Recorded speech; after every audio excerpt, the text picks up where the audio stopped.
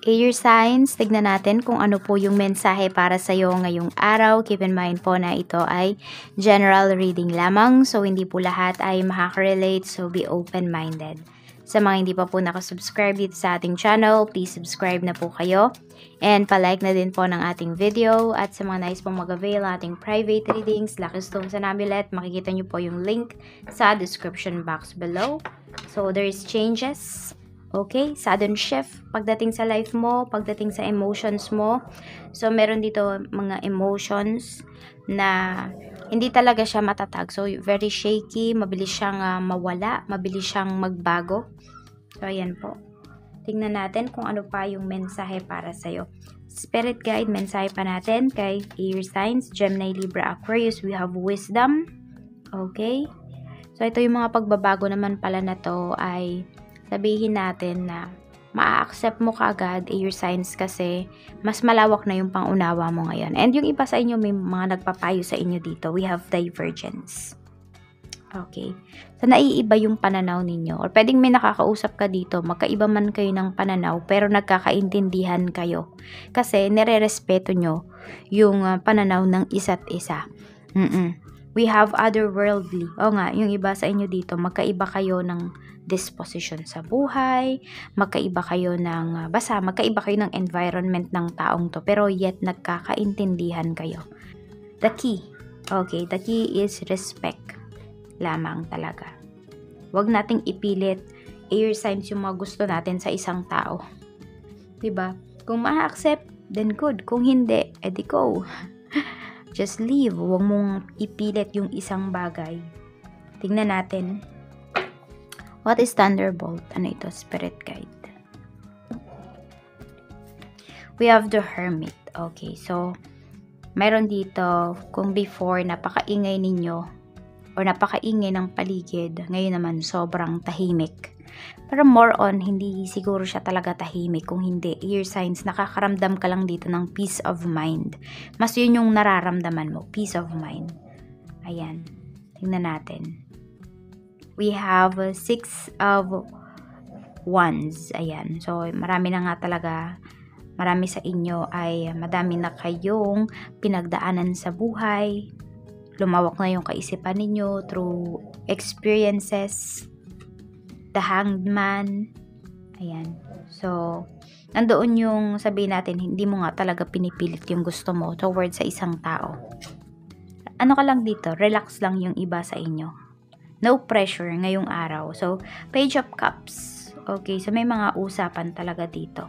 Actually, iba sa inyo, pwedeng kumukonect sa inyo yung mga spirit guides po ninyo. Meron tayong King of Cups. Okay, there is a loving energy here. Pagdating sa life mo, Air Signs ngayon. And also, you are also controlling your emotions. So, yan po. Or pwede rin kung sino man yung kausap mo ngayon is kontrolado niya yung kanyang emosyon. Kaya naman, kahit sabihin natin meron kayo ditong hindi pagkakaunawaan, is nagkakaintindihan pa rin kayo. Diba? Hindi kayo nagka-clash nung tao na ito. So, kasi may bigayan po.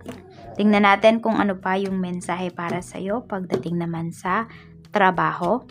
We have 5 of Swords. So, ito pagdating sa trabaho, you need to focus. Air Signs, yun yung pinapakita sa'yo dito ni Universe.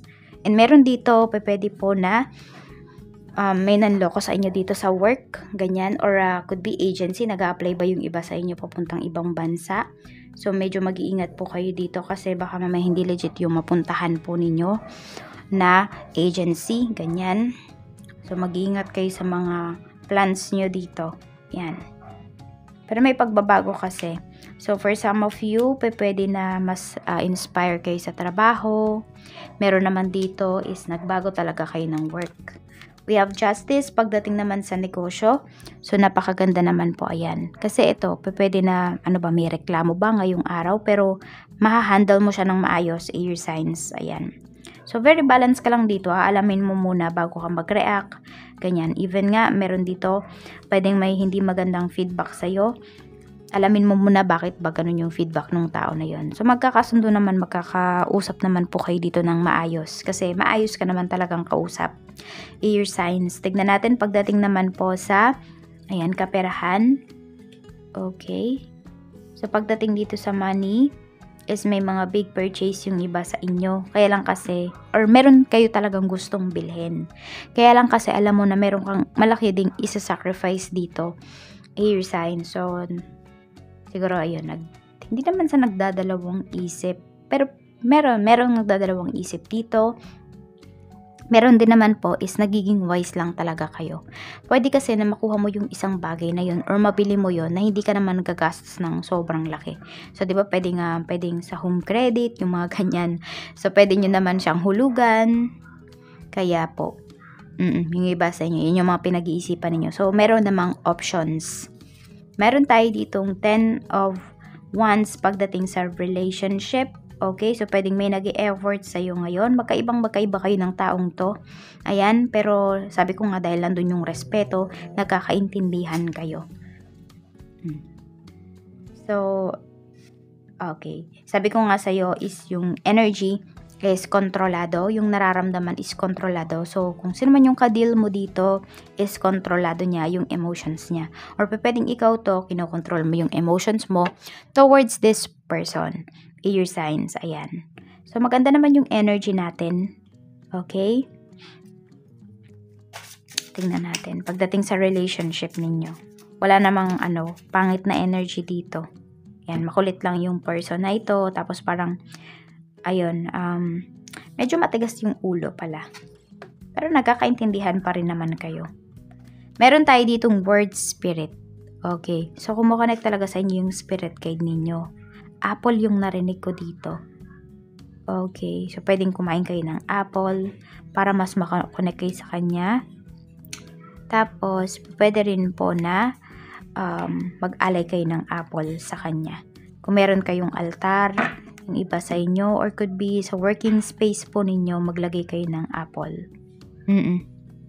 Lagay nyo lang sa platito. Kahit hindi siya hiwa, ganyan. Nasa sa inyo kung kakainin nyo or i-dispose ninyo. Pero yung nakita ko kasi is kumakain ng apple.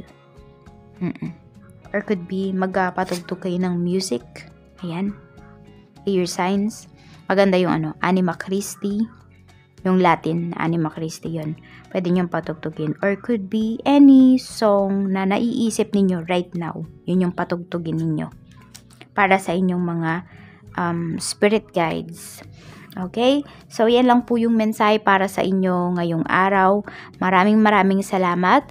Mag-iingat po kayo always and more blessings to come. Bye-bye!